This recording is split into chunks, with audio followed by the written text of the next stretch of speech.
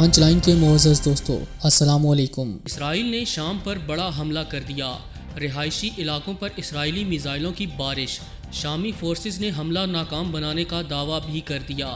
اسرائیلی فضائیہ کے اس حملے کو ایران پر حملہ تصور کیا جا رہا ہے، جس کے بعد ایران نے سخت جوابی کارروائی کا اعلان بھی کر دیا ہے۔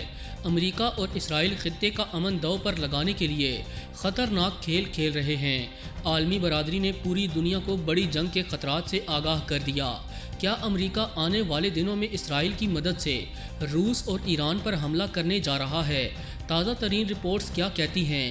آج ہم اسی پر بات کریں گے۔ تاہم نئے شامل ہونے والے دوستوں سے التماس ہے کہ پانچ لائن کو سبسکرائب کر کے بیل نوٹیفیکیشن بھی آن کر لیں تاکہ آپ تک خطے کی اہم اور تازہ صورتحال بر وقت پہنچ سکے۔ تو آئیے چلتے ہیں موضوع کے اصل حصے کی جانب۔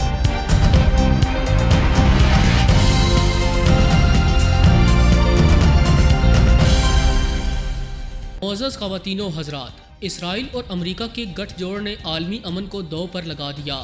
آئے روز ایسی خبریں نکل کر سامنے آ رہی ہیں جن سے اندازہ لگانا مشکل نہیں کہ امریکی حکومت اور اسرائیلی شرپسند قوم مل کر دنیا بھر کے انسانوں کو خطرے میں ڈال رہی ہے۔ شام اور عراق میں جاری خانہ جنگی بھی امریکہ اور اسرائیل کی لگائی ہوئی آگ کا شاخسانہ ہے، اور اس وقت بھی یہ دونوں ممالک ان علاقوں میں آگ و بارود کا خونی کھیل جاری رکھے ہوئے ہیں۔ تازہ ترین اطلاعات کے مطابق شام میں اسرائیلی جنگی طیاروں نے رہائشی علاقوں پر میزائلز داغے، جن میں 6 افراد کے ہلاک ہونے کی خبریں موصول ہو رہی ہیں۔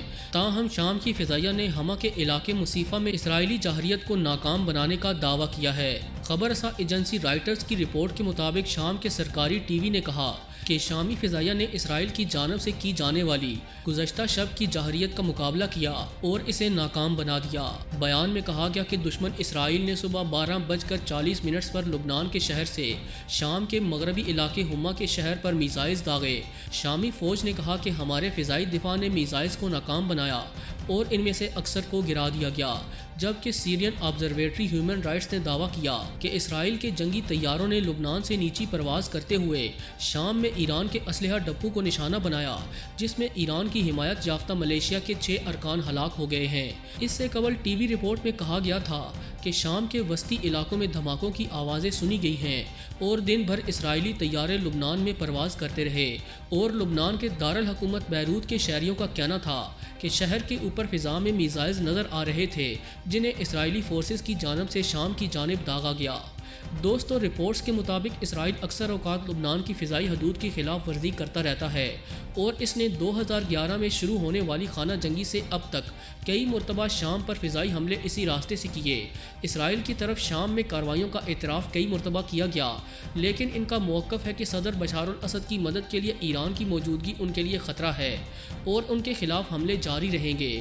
برطانوی امدادی تنظیم سیرین آبزرویٹری فار ہیومن رائٹس نے بھی کارروائی کی رپورٹ دی اور کہا کہ یہ حملہ ممکنہ طور پر اسرائیل کی جانب سے کیا گیا تھا، اور اس حملے کا مقصد بظاہر سرکاری فورسز اور ایرانی حمایت یافتہ جنگجوؤں کو نشانہ بنانا تھا۔ اس سے قبل 18 نومبر کو اسرائیل نے شام اور ایران کے اہداف کو نشانہ بنانے کا اعلان کرتے ہوئے شام کے مختلف علاقوں پر بمباری کی، جس کے نتیجے میں 3 فوجیوں سمیت 10 افراد ہلاک ہو گئے تھے۔ انسانی حقوق کی تنظیم کا کہنا تھا کہ بمباری سے کم از کم 20 افراد ہلاک ہوئے، جبکہ شام کی سرکاری خبر رساں ایجنسی نے 3 فوجیوں کی ہلاکت اور 1 فوجی کی زخمی ہونے کی رپورٹ دی تھی۔ انسانی حقوق کے ادارے کا کہنا تھا کہ ہلاک افراد میں سے 5 کا تعلق ایران کی القدس فورس سے تھا اور 2 لبنانی یا پھر عراقی تھے۔ ان حملوں کے تناظر میں ایران نے رد عمل کا اظہار کرتے ہوئے کہا ہے کہ اسرائیل جان بوجھ کر ایرانی حمایت یافتہ ملیشیاؤں کو نشانہ بنا رہا ہے اور اب ایران اسرائیل کے خلاف جامع کارروائی کرے گا۔ ناظرین گرامی، دوسری جانب آپ کو ایک اور اہم خبر بھی دیتے چلیں کہ جرمنی میں اسرائیلی سفیر نے ایرانی جوہری معاہدے کو اپڈیٹ کرنے کی برلن کی خواہش کی تائید کر دی ہے۔ ان کا کہنا ہے کہ گھڑی کی سوئیوں کو 2015 کے معاہدے تک واپس لے جانا ممکن نہیں۔ اگلے ماہ جو بائیڈن کے امریکی صدر کا عہدہ سنبھالنے کے بعد ایران جوہری معاہدے کو ایک وسیع تر سیکیورٹی انتظامات میں تبدیل کرنے کے حوالے سے جرمنی کی پہلی کوشش کا اسرائیل نے خیر مقدم کیا۔ جرمنی میں اسرائیلی سفیر جیرمی اسحاق آروف نے کہا کہ انہیں جرمن وزیر خارجہ ہائیکو ماس کی اس بات سے تقویت ملی ہے کہ جرمنی ایران کے جوہری معاہدے پر نظر ثانی کرنے کا خواہش مند ہے۔ ہائیکو ماس نے معاہدے کو اپ ڈیٹ کرنے کو صحیح سمت میں ایک قدم قرار دیا، اسحاق عروف کا کہنا تھا کہ ایران کے ساتھ جوہری معاہدے میں شامل 1+5 ممالک یعنی چین، فرانس، روس، برطانیہ، امریکہ اور جرمنی کو شام، لبنان، یمن اور عراق جیسے ممالک میں عدم استحکام پیدا کرنے میں ایران کے ملوث ہونے کے معاملے کو بھی پیش نظر رکھنے کی ضرورت ہے۔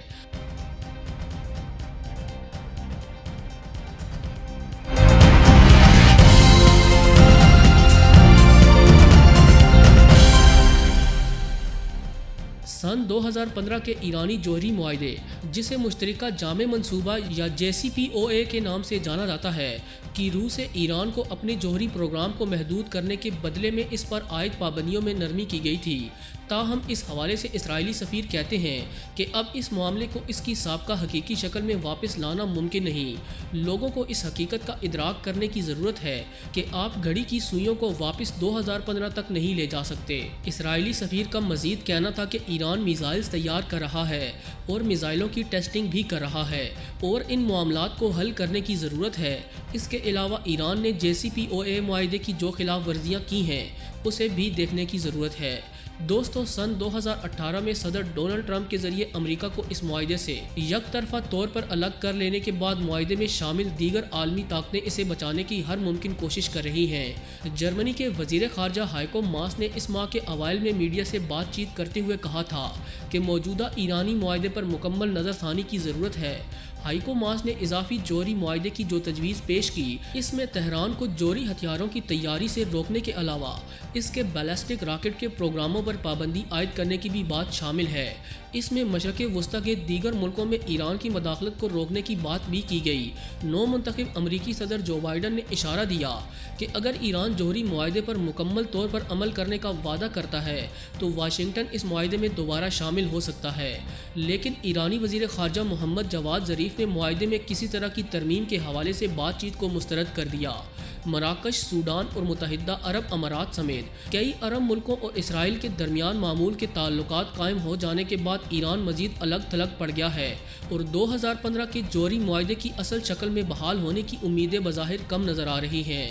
اب دیکھنا یہ ہے کہ ان حالات میں ایران کس قسم کی حکمت عملی اپنائے گا۔ پوری امید ہے کہ آج کی یہ ویڈیو آپ کو بے حد پسند آئی ہوگی۔ ویڈیو پسند آنے کی صورت میں اسے لائک کرتے ہوئے دیگر دوستوں سے شیئر کریں اور ہمارے چینل کو سبسکرائب کرنا ہرگز نہ بھولیں۔ آج کی ویڈیو میں بس اتنا ہی۔ اگلی ویڈیو تک کے لیے اللہ نگہبان۔